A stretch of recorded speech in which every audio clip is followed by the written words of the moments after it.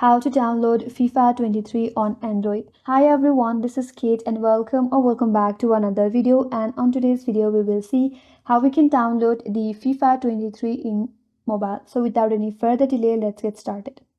So in order to download the FIFA 23, you have to open a Play Store in your device and make sure that you're logged in with your preferred account.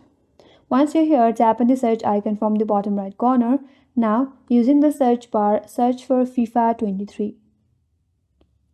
Here, the FIFA mobile application has transitioned to EA Sports FC.